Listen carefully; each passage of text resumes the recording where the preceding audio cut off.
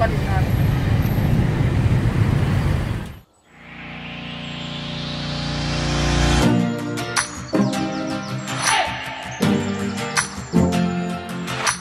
Okay, so dito tayo magpaliwanagan. Walang tao. Lahat ng matakaroon nyo yan. Hindi sa atin yan. Ganito. So paano ba tayo kikita ng how to earn more in real estate investment? Sa Cebuana pa tayo. Dito tayo sa Presto. Sa lahat ng gusto magpa-print. Basta printing interesting. Yan. Dito lang yan. Sa Inspire Office. Yan. Inspire Building. B-Way Building. Yan. Oh.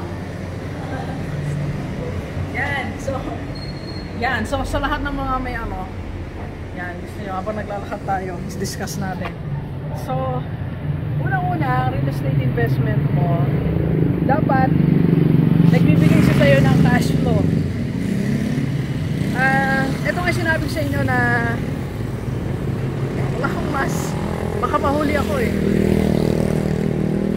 Pwede naman.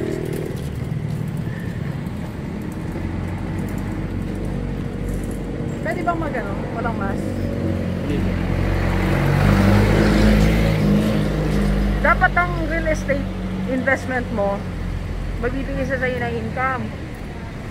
Yun nga yung meron akong binili para magtapat ako sa inyo GTVers. Hindi siya nagbibigay ng income. Hindi, tinigil ko naman kasi yun. Tinigil ko siya kasi farm yun mini farm. Stop ko lang ang operation. Pero before, nag-harvest naman kami doon. So make sure yung real estate investment mo, bibigyan kaya ng income. So make sure of that. Either ipaparent mo siya. Okay? Ipaparent mo. Yun. Basta meron ka dapat income doon. Okay? That's first. Hindi pwedeng stagnant lang yan. Diba marami bumibili sa atin? Iwanan lang, di ba? Iwanan lang sa dito tayo. Pwede naman Iwanan lang sa bumili ng lote. Sino ba magdadrive sa ako ba? Ako? Ako magdadrive? Ikaw? Sige, okay. Yun naman pala Alright, so make sure na nagbibigay sa'yo ng cash ang iyong investment. Sabi ko kanina, marami nag-invest na bumili ng lupa tapos pinabayaan lang for how many years tapos gumagastos pa sila sa tax, pagpapalinis. So don't do that, alright? So second, how to earn more sa iyong investment. Eto, so number of units. So kung ang real estate na yan naka-design siya for investment, for business, i-desire mo or gawin mong target na at least dadamihan mo units. For example, apartment yan. So ako ay discourage na isa lang. Ito yun lang kaya ng pera. Yeah. Una isa lang tapos mag-ipon ka for the second, for the third unit. So at least tatlo. Kasi the more number of units na meron, the more chances of winning. The more na nagiging para siyang nagbibigay siya ng malaking cash flow. Okay? So kung kaya nga ganito po siya, kung magpo-focus ka sa real estate, mag-focus ka real estate ka muna. Alright? So magpagawa ka ng 1 unit or 3 units, di ba? Maraming paraan. You follow the Robert Kiyosaki way. Hindi siya naglalabas ng pera. Naalala ko na siya lang bumili ng bahay ng asawa niya. Hindi sila naglabas ng pera. Ang pandaw nila, nag-raise sila, parang nag-teach, nagturo sila online or something like that. They sell something para makapag-down sila. So you use other people's money. So marami na tayong mga mga vlogs about that. Okay? So basta number of units is you have to consider that. Okay? And third, para mag-increase ang income mo sa real estate is location, location, and location. Ayan pa din ang rule. That's the rule of the thumb. Kung gusto mo ma-maximize, tinan mo pa rin. Like to, papakita siguro yan ng editor ko. Ito, location, sentro,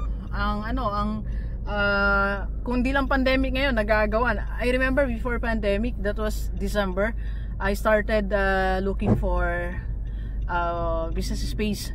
So punong-puno dito sa Balanga kasi nasa sentro, nasa city. So kung ang intention mo magkaroon talaga ng income through offices and apartments, dito ka sa sentro ka maghanap, okay? So location really matters, right? And pang-apat, how to earn more sa yung real estate investment. Eto ngayon, lalo ngayong pandemic, yung nature of contract agreement. Siguro ngayon, ano ka na, maging ano tayo, baguhin natin ng konti. Sabi ko kanina sa vlog ko, magbago ka ng game plan. Kasi hindi na pwede ngayon yung 6 months, 1 year, 2 years, 3 years. Hindi po pwede ngayon kasi most of the people ngayon, dahil nga pandemic, home office yan, di ba? Gusto lang muna nila mag-trial na magkaroon ng office or mag-apartment, no. So, mas gugustuhin nila yung mga short term mo na like 3 months. Umay ka mo ng 3 months. At least may income ka ng 3 months. Ayaw mo nun. Di ba? So, kaysa doon sa maghihintay ka na, kailangan kasi 2 years doc eh. Hindi. I-reviewin mo, tinan mo kung ano yung mas beneficial. Pero for me, it's baguhin yung medyo mag-change ka ng konti ng contract. Okay? So, para mas profitable to sa'yo, mas profitable din sa magre-rent. Para siyang win-win. Alright? Okay? So, Delivers, ayan ang best way to earn more sa real estate this 2021.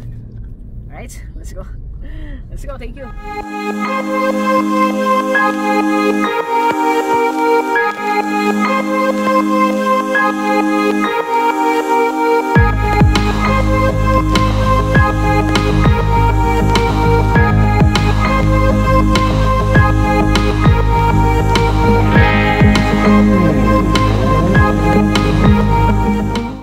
Nagmamadali po tayo.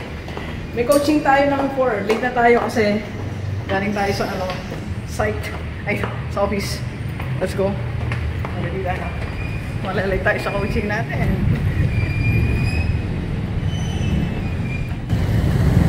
Kasi office natin eh. Kailangan ano yun? Kailangan rockstar na tanong mo doon. Yun yung likod ng office natin eh. Pakita mo eh. Kailangan rockstar nakalagay doon. Rockstar. Papapalit natin.